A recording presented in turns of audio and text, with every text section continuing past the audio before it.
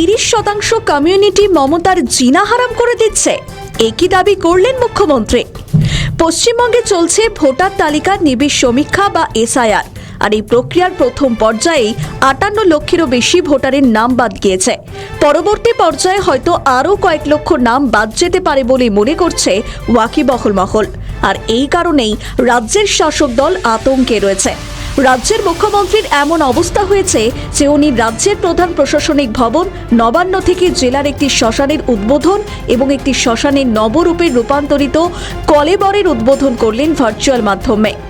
এরপর নবান্ন থেকে এক ভার্চুয়াল সাংবাদিক বৈঠকের মাধ্যমে মুখ্যমন্ত্রী বলেন, বাংলায় কেউ কেউ অশান্তি ছড়াতে চায়, সতর্ক থাকুন। তবে মঙ্গলবার নবান্নের ওই অনুষ্ঠান শেষে মুখ্যমন্ত্রী মমতা বন্দ্যোপাধ্যায় এমন কিছু কথা বলেছেন যা বর্তমান সময়ের নিরিখে যথেষ্টই তাৎপর্যপূর্ণ। তিনি বলেন, যদি আমাদের 30% অন্য কোনো কমিউনিটির লোক হয়, আমরা ঝগড়া করি তো রোজ রাস্তা অবরোধ করে বিক্ষোভ দেখাবে, আমার প্রাণ ওষ্ঠাগত করে দেবে, টিকতে দেবে না। ওয়াকিবহল মহল হোক বা নিতান্ত সাধারণ মানুষ, প্রত্যেকেই বুঝেছেন এই 30% মানুষ আসলে কারা, যাদের মুখ্যমন্ত্রী নিজেই কয়েক মাস আগে দুধেল গায়ে বলে সম্বোধন করেছিলেন। और हम लोग को पिताजी माताजी हम लोग तो इधर में ही जन्म लिया, लेकिन ऐसा बात है कि अगर हमारा 30% कोई कम्युनिटी का आदमी हो, हम झगड़ा करेगा तो वो रोज रोड अवरोध करेगा, वो आपको कंपनी बंद कर देगा, हमारा जीने हराम कर देगा। तो ऐसे 26% हमारा शेड्यूल कास्ट भी है, हमारा 6% ट्राइबल भी है। आप ट्राइबल का ऊपर देखो, एक भी चीज़ होता है ना तो रेल रोक करके बैठता है, वो नहीं उठता है। तो इसी के लिए हम तो नहीं चाहते हैं, हम चाहते हैं सब बराबर रहे, अपना अपना का माफी, कोई किसी का बातों में इंटरफेयर नहीं करेगा।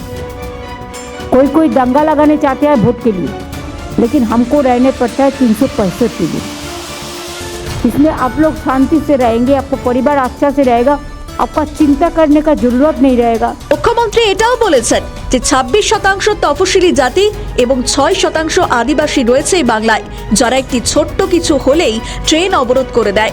কিন্তু বিরোধীদের দাবি, রাজ্যের কটা ঘটনা এমন ঘটেছে যে তফসিলি জাতি এবং আদিবাসীরা দিনের পর দিন রেল অবরোধ করেছে। এক্ষেত্রে শুধুমাত্র কর্মী সম্প্রদায়ের রেল ও জাতীয় সড়ক অবরোধের ঘটনা উল্লেখ করা যেতে পারে, কিন্তু তারা রাজ্য কেন্দ্র উভয় সরকারের নীতির বিরুদ্ধেই আন্দোলন করেছিলেন। কিন্তু সাম্প্রতিক অতীতে মুর্শিদাবাদ সিএএ বিক্ষোভ হোক বা সাম্প্রতিক বেলডাঙ্গার ঘটনা, সব ক্ষেত্রেই ওই 30% সংখ্যালঘু সম্প্রদায়ের মানুষজনদের আন্দোলনের জন্যই রাজ্যে এক অপ্রীতিকর পরিস্থিতির সৃষ্টি হয়েছিল। তাহলে কি মুখ্যমন্ত্রী সেটাই বোঝাতে চাইলেন? তিনি নিজেই বললেন, আমরা ঝগড়া করি তো রোজ রাস্তা অবরোধ করে বিক্ষোভ দেখাবে। কারণ এর আগেই মুখ্যমন্ত্রী মমতা বন্দ্যোপাধ্যায় বলেছিলেন, স্বাধীনতার সময় থেকেই হিন্দু মুসলিম রয়েছে, যার মর্জি হয়েছে পাকিস্তান চলে গিয়েছে, এখানে কেউ রয়ে গিয়েছেন, আবার কেউ বাংলাদেশ চলে গিয়েছেন। অর্থাৎ তিনি কাদের ইঙ্গিত করলেন সেটা বলাই বাহুল্য। আসলে এসআইআর প্রক্রিয়া যত এগোচ্ছে ততই আতঙ্ক ছড়াচ্ছে রাজ্যের শাসক দল তৃণমূলের অন্দরে, যেটা কার্যত গ্রাস করছে সর্বোচ্চ নেত্রী মমতা বন্দ্যোপাধ্যায়কেও। সেই কারণেই তিনি যেমন নবান্ন থেকে শ্মশানঘাটের উদ্বোধন করছেন, সেখানেই তিনি দীঘার জগন্নাথ মন্দিরের প্রসঙ্গ তুলছেন।